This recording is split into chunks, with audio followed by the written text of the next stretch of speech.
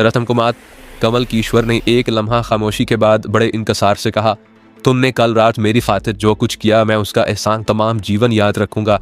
अब एक आखिरी उपकार और कर दो, किसी तरह गंगा को मेरे साथ जाने की इजाज़त दिलवा दो।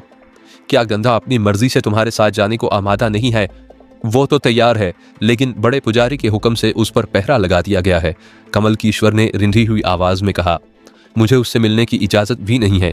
तुम अपना सामान समेटकर मंदिर के बाहर जाकर गंगा का इंतजार करो। मैंने कुछ सोचकर कहा, मैं उसे निकालने का भी कोई रास्ता तलाश करता हूँ। कमल की ईश्वर ने मुझे तशक्कुराना नज़रों से देखा, फिर नज़रें झुकाकर बाहर निकल गया। शेर को एक बार खून का मज़ा आ जाए तो फिर वो खून की खुशबू सूंघकर ही दीवाना होने लगता है। मेरी भी कुछ ऐसी ही कैफियत थी। मैंने तय कर लिया कि पुजारन गंगा की मदद भी ज़रूर करूंगा।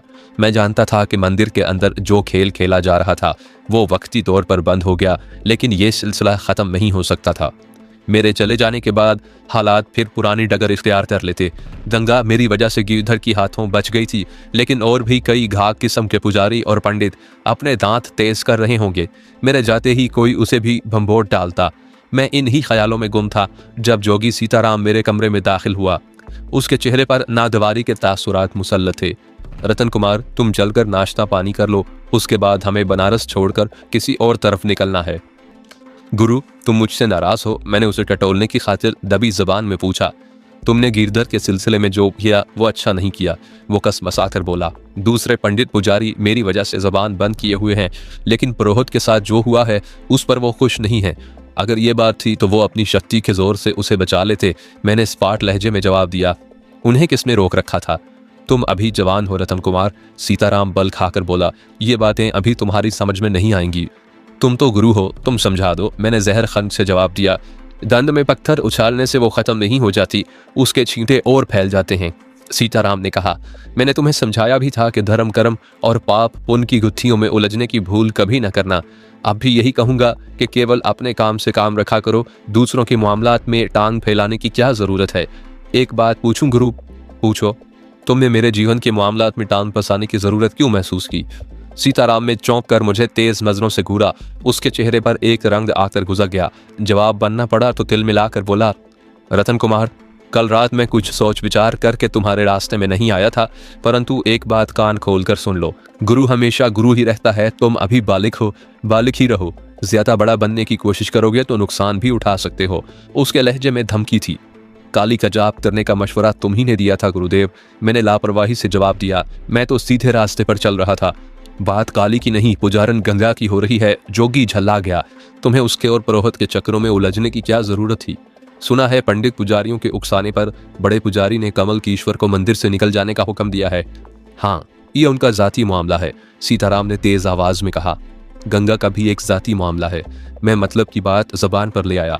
वो भी अब मंदिर से जाना चाहती है। उसे खतरा है कि यहाँ रही तो गिरधर के साथ ही उसके सुंदर शरीर को रौंदते रहेंगे। रतन कुमार, सीताराम की पेशानी शिकन आलूद होने लगी।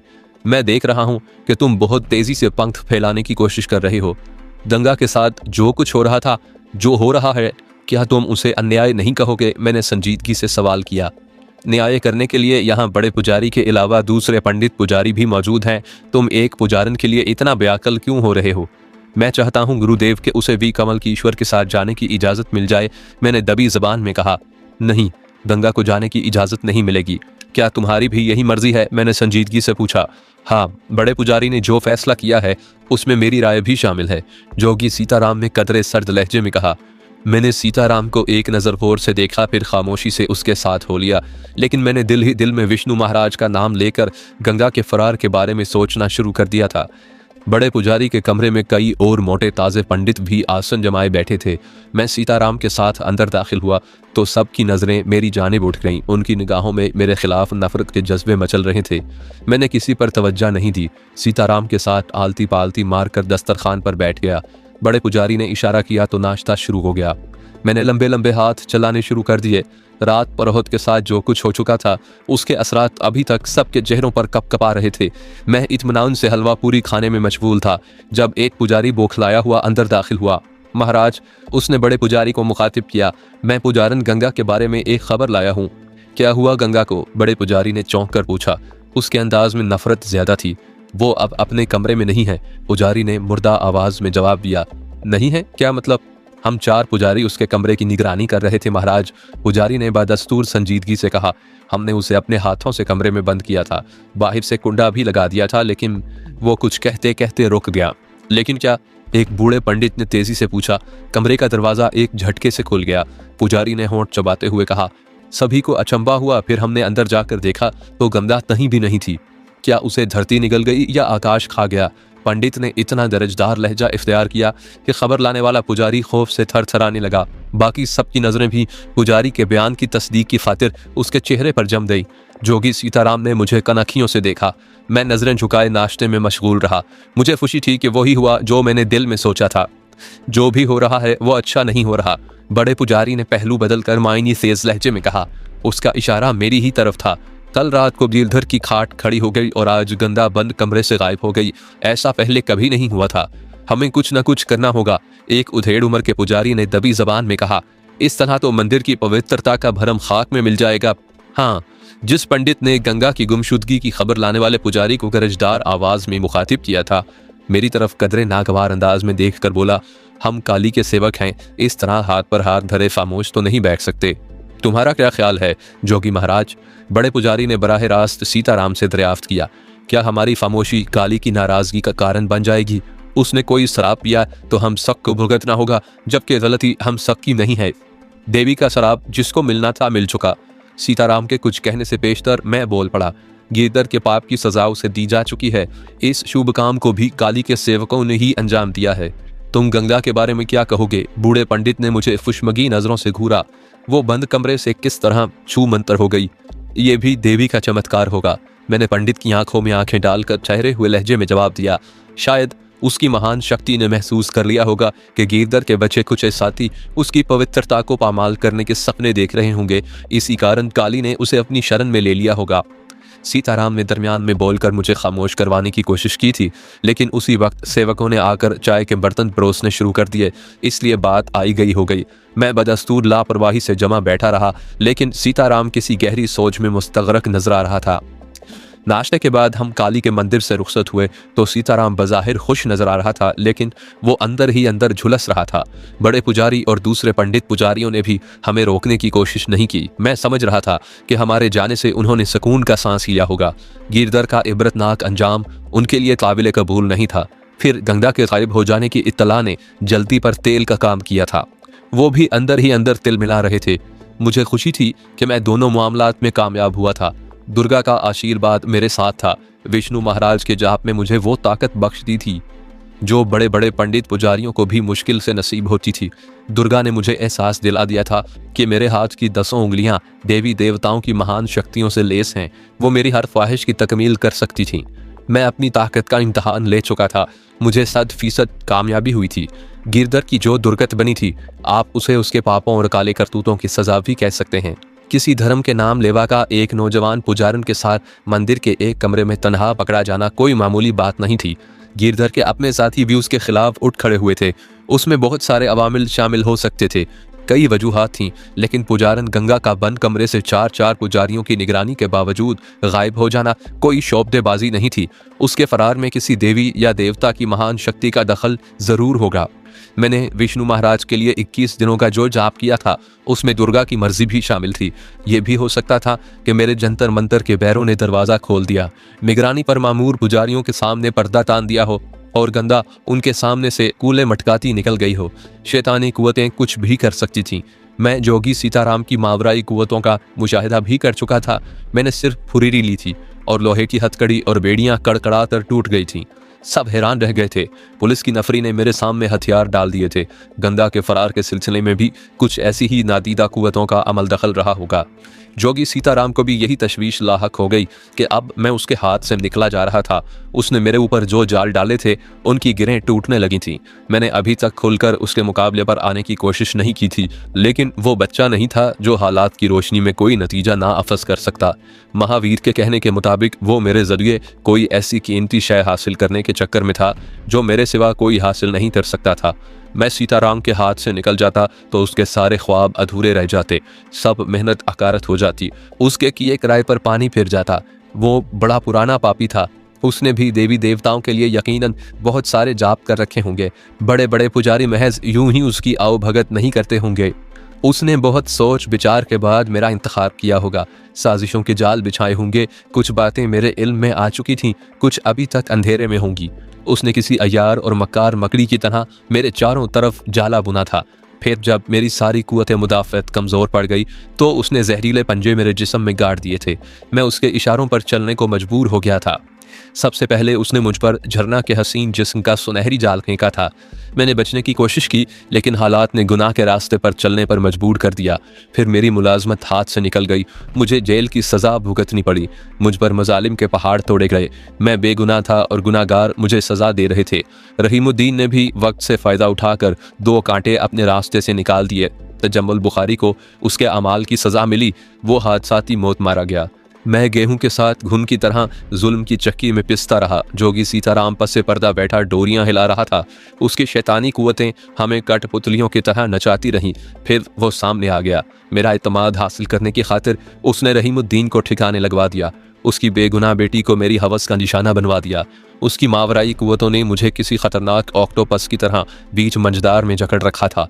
मैं उसके इशारों पर चलता रहा।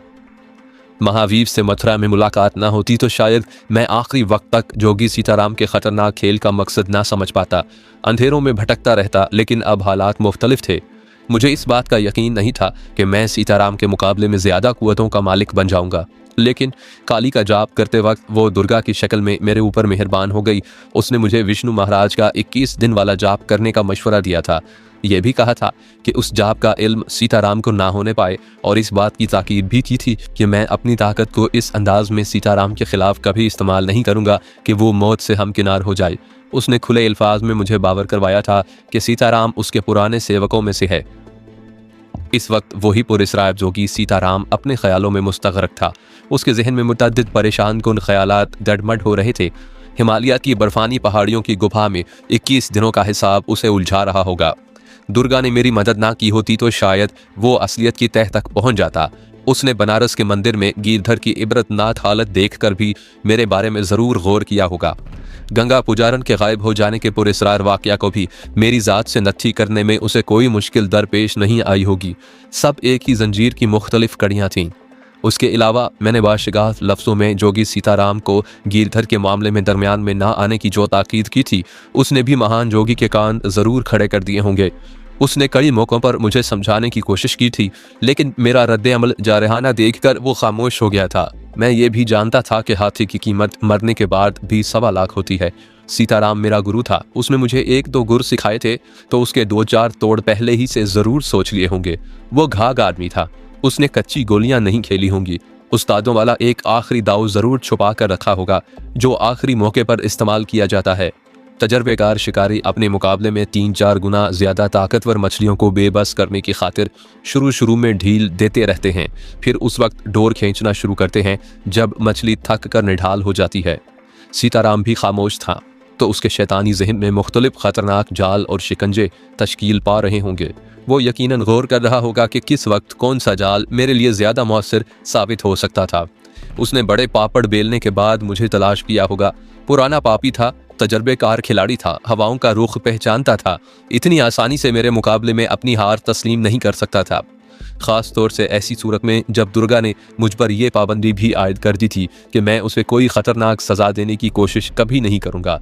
हम दोनों ही अपने अपने ख्यालों में महव थे। मैं पंडित रामकिशन और उस शय के बारे में उलझ रहा था जिसके हसूल की खातिर सीताराम ने मेरे गिर्द न जाने कब से साजिशों का जाल बुनने शुरू कर दिए थे, और सीताराम की कुव्वतें बार बार मेरे दिल का हाल जानने की कोशिश कर रही होंगी। उसे हर बार नाकामी का सामना करना पड़ता होगा। यही मायूसी उसके अज़म को अंदर ही अंदर और पुख्ता कर रही होगी। वो तंग आकर यकीनन कोई ऐसा मजबूत जाल फेंकने की कोशिश करेगा जिसके वसियाँ मैं ना तोड़ सकूं। मंदिर से स्टेशन तक हमारे दरमियान कोई बात नहीं हुई। स्टेशन में दाखिल होने के बाद ही मुझे इस बात का ख्याल आया था कि सीताराम अब बनारस को भी खैर बात कहने की ठान चुका है। अब कहाँ का इरादा है गुरु? मैंने तंग आकर खामोशी का कुफल तोड़ दिया। इलाहाबाद, उसने मुख्तसर जवाब दिया। पंडित रामकिशन की तलाश में मैंने दबी जबान में सवाल किया। हाँ, सीताराम में मुझे तेज नजरों से घूरा। हिमालय से वापसी पर दोनों पुजारियों ने यही कहा था कि वो ऊंची हवाओं में उड़ रहा है, मेरे खिलाफ मुंह फाड़ कर बातें कर रहा है।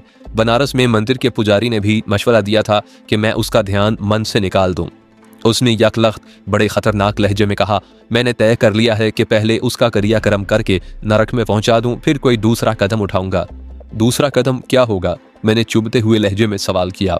मुझे तुम्हारे जरिए उस अनमोल चीज को हासिल करना होगा जो केवल तुम्हारे कोई और हासिल नहीं कर सकता। सीताराम के होंठों पर शैतानी मुस्कुराहट खेलने लगी। सरसराते लहजे में बोला, मथुरा में महावीर ने तुम्हें यही बात कही थी ना? हाँ। मैं एक लम्हा को चौंका, फिर मुस्कुरा कर बोला, उसने एक मशवरा और भी दिया था। उसने कहा था कि मैं पंडित रामकिशन से पंजा लड़ाने की भूल ना करूं। तुझे उसकी चिंता करने की जरूरत नहीं है। सीताराम ने किसी जहरीले नाक की मानिंद फुंकारते हुए जवाब दिया, मैं उसका सर को चलने की शक्ति रखता हूँ। गुरुदेव, मैंने उसे टटोलने की खातिर कहा, क्या तुम अब भी मुझे उस अनमोल चीज के बारे में नहीं बताओगे जिसने तुम्हें परेशान कर रखा है? रतन कुमार, सीताराम बल खाकर बोला, मैं देख रहा हूं कि तूने अब अपने कद से बड़ी बड़ी बातें करनी सीख ली हैं। तुम्हारी कृपा है, मैंने जवाब दिया। तुम मेरे रास्ते में ना आते तो शायद मेरी मंजिल कोई और होती। केवल मेरी बात क्यों कर रहा है? वो जहर में बुझी आवाज में बोला, तेरे पुरखों ने तेरे बारे में जो कुछ कहा था वो क्यों भूल रहा है? सीताराम, मैं अपने बुजुर्गों का हवाला सुनकर आपे से बाहर होने लगा। तुम महान शक्ति के मालिक हो, क्या तुम मुझे बता सकते हो कि मेरे माँ बाप की मौत में किसका हाथ शामिल था? वो डाकू थे, लुटेरे थे, धन लूटने आए थे। जो हाथ लगा उसे लेकर चंपत हो गए। तेरे गले में पवित्र कंठी यानी तस्बीह ना होती तो तू भी अपने परिवार के साथ मारा जाता। सीताराम ने वही बात कही जो पहले कह चुका था। मैं अगर मारा जाता तो फिर वो कीमती शय कौन हासिल कर सकता था जिसके लिए तुमने मुझे चुना है? मैंने किसी ख्याल के तहत संजीदगी से सवाल किया। महावीर ने भी यही कहा था कि इस धरती पर केवल मेरे सिवा उस अनमोल रतन को कोई और हासिल नहीं कर सकता। मैंने भी तुझे यही समझाने की कोशिश की है कि भविष्य का लिखा अवश्य पूरा होता है। उसके मकरू होंठों पर शैतानी मुस्कुराहट खेलने लगी। क्या तुम मुझे भी नहीं बताओगे कि वो क्या चीज है? मैंने पूछा।